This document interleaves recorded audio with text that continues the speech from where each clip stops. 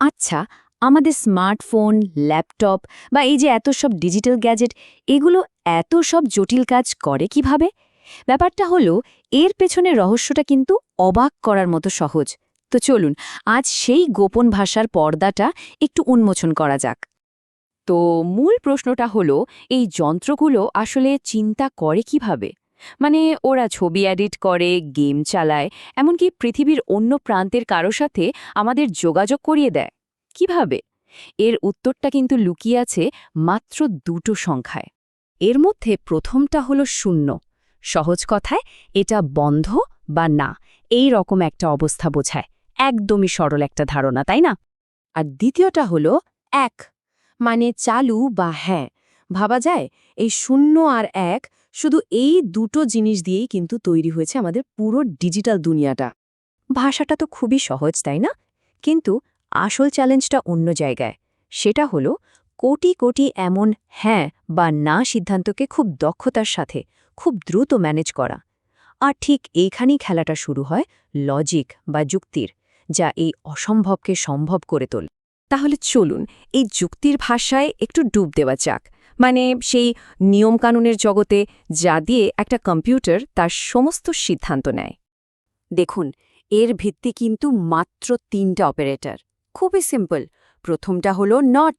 এর কাজটা কি? খুব সোজা। যে কোনো কিছুকে জাস্ট উল্টে দেওয়া। শূন্যকে এক বানিয়ে দেবে আর এককে শূন্য। এরপর আছে অ্যান্ড।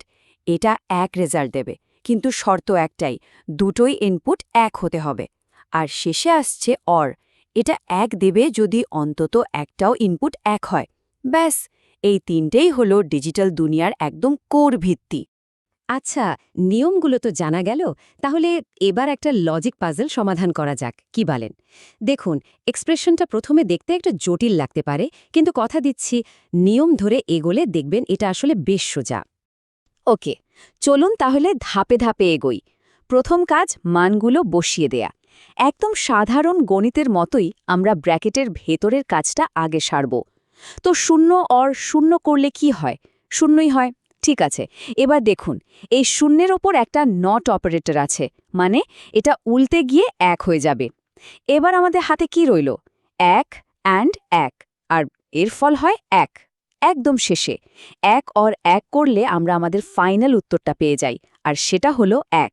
দেখলেন তো, নিয়ম মেনে চললে কোনো কিছুই আর জটিল থাকে না। একটা সমীকরণ তো সমাধান করা গেল, কিন্তু আসল জাদুটা কিন্তু সমাধান করা নয়। আসল জাদুটা হলো একে যতটা সম্ভব ছোট করে আনা।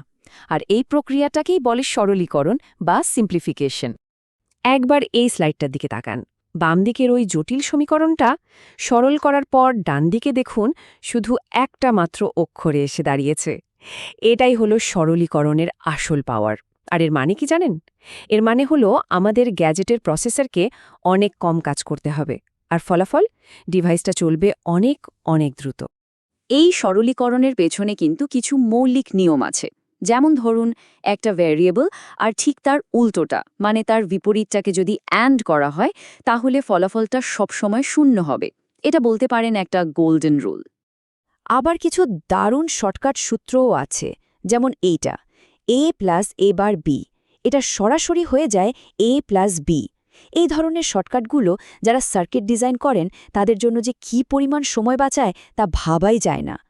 এখানে আরও একটা চমৎকার উদাহরণ দেখুন।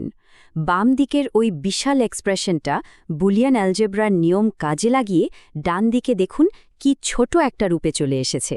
আর সবসময় মনে রাখতে হবে, প্রতিটা সরলীকরণ মানেই হল আরও ফাস্ট আর আরও এফিশিয়েন্ট একটা ইলেকট্রনিক সার্কিট। সরলীকরণের জন্য আরও একটা বিশেষ আর খুবই পাওয়ারফুল টুল আছে। এর নাম ডি মর্গেনের উপপাদ্য। চলুন এই জাদুর কৌশলটা একটু ভালো করে দেখা যাক। ডি মর্গ্যানের নিয়মটাকে যদি খুব সহজ করে বলি, তাহলে এটা আমাদের একটা বড় বার বা নট চিহ্নকে ভাঙতে দেয়। আর নিয়মটা হলো, যখনই এই বারটা ভাঙবে, এর ভেতরের চিহ্নটাও পুরোপুরি পাল্টে যাবে। মানে অ্যান্ড হয়ে যাবে অর, আর অর হয়ে যাবে অ্যান্ড। চলুন এই উদাহরণটা দিয়ে ব্যাপারটা পরিষ্কার করা যাক। প্রথমে আমরা পুরো এক্সপ্রেশনটার ওপরের বড় বারটাকে ভাঙব। আর নিয়মটা কি ছিল? বার ভাঙলে ভেতরের চিহ্ন পাল্টে যাবে। তাই দেখুন, মাঝখানের অ্যান্ড চিহ্নটা হয়ে গেল অর। আচ্ছা, পরের ধাপে আমরা ভেতরের ছোট বারগুলো ভাঙব আর তাদের ভেতরের চিহ্নগুলো পাল্টে দেব। আর একটা মজার জিনিস খেয়াল করুন, যেখানে দুটো বার একসাথে ছিল মানে ডাবল নট, সেগুলো একে অপরকে ক্যান্সেল করে দেয়, ঠিক যেমন গণিতে দুটো মাইনাস মিলে প্লাস হয়ে যায়। ব্যাস, এভাবেই আমরা আমাদের সিম্পলিফাইড উত্তরটা পেয়ে গেলাম।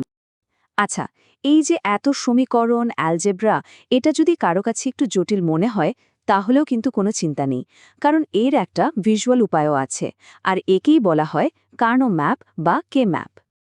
এই কার্নো ম্যাপকে অনেকটা গুপ্তধনের মানচিত্রের মতো ভাবা যায়।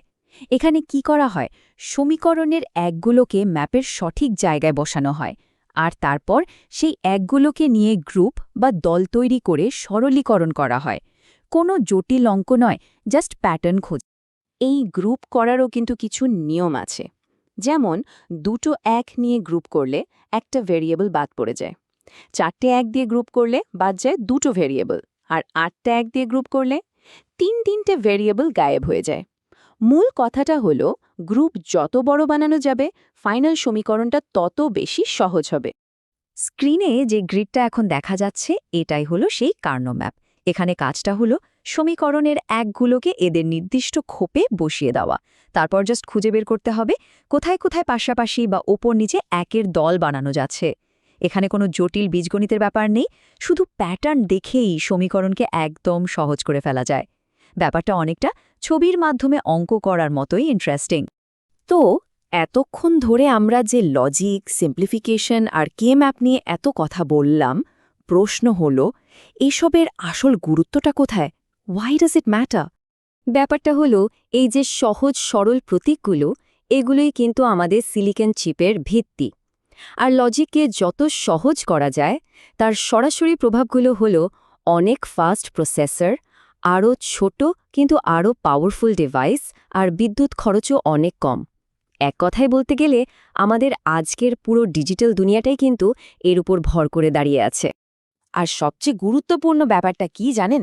প্রত্যেকটা সরল করা এক্সপ্রেশন মানে হলো একটা আরও এফিশিয়েন্ট সার্কিট।